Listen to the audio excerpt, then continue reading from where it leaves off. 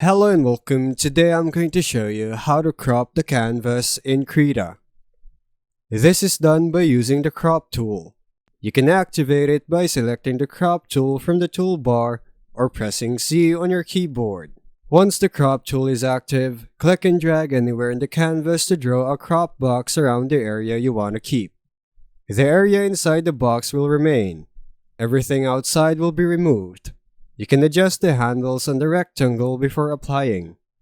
Look at the tool options panel after selecting the crop tool. In that panel, you'll find an Applies to drop-down, where you can choose canvas to specifically crop the canvas size itself.